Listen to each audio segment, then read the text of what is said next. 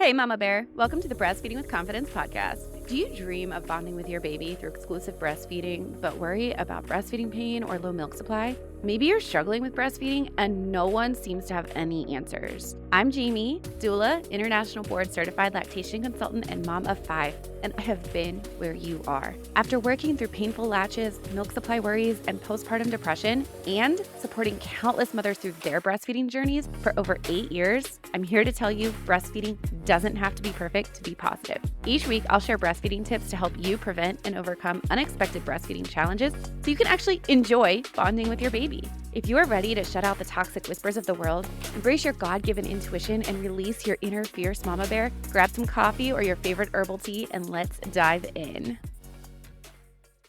Today, we are tackling one of the most common questions I hear from new moms, and that is, when will my milk come in?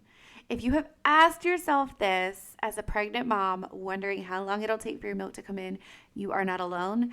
And if you are maybe pregnant with your second or third and you're thinking, wow, my milk took a really long time to come in with my first baby, and I'm worried it's going to happen again, this episode is for you. All right, so first things first, colostrum is your first milk.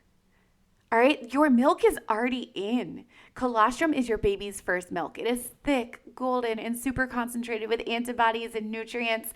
And for some reason, a lot of people think colostrum doesn't count. But it is so important for your baby to get colostrum.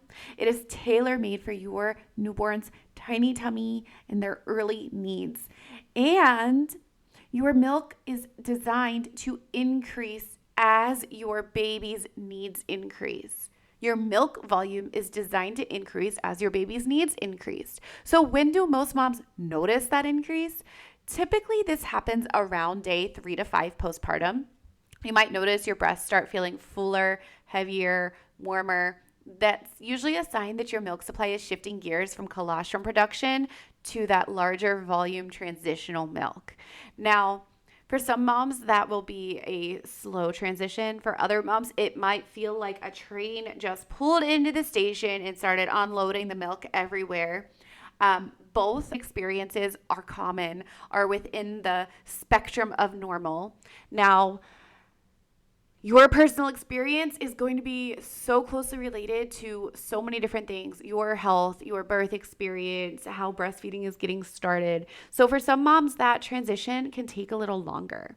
And some common things that can contribute to a delay in that milk volume increase include birth interventions, right? Like a C-section, certain medications, but we've talked a lot about how IV fluids can impact birth, and that is one that it's not so much that the IV fluids necessarily delay the milk coming in as much as there can be a lot of inflammation in your body, but also that extra fluid can create engorgement that can make it really hard for your baby to latch and make it really hard for your baby to remove milk. And if your baby's not latching and removing milk, it's not telling your body to make milk. So it might be a little delayed if your baby's not able to signal your body to make milk. If you are separated from your baby after birth, you have delayed skin to skin, a NICU stay, super stressful or traumatic birth. If you lost a lot of blood during birth, that is a huge one. If you have medical conditions like diabetes, thyroid conditions, PCOS, all of that can contribute to your milk supply taking a little longer to build up and come in strong. Honestly, one of the biggest ones I think is most common that I see most often is that is preventable, that is fully preventable, is early unnecessary supplementation. If your baby is being supplemented early without a good reason and without a good plan that supports breastfeeding, that is going to be the biggest thing that can make your milk take longer, and it is the most preventable. So if you combine that with other things like NICU stays or blood loss or stress and traumatic birth, medical issues, if you combine those two things together, that can really create a perfect storm. So you really want to make sure that you know how to go into this advocating for supporting your milk supply. And then you kind of know when it's really necessary to supplement and when it's not. If you want to encourage your milk volume to increase as smoothly as possible, lots of skin to skin contact, frequent nursing, if separation is necessary, hand expression, pumping, managing your stress levels, which I know sounds so easy to say, but it's not as easy to do. And honestly, getting help early. Do not wait to get help if things are not going as expected. Your milk is already there in the form of colostrum, and it will naturally increase in volume. And if it feels like it's taking too long, that's not a sign that you are failing. It does not mean you are broken. It just means that you and your body and your baby all might need a little extra support.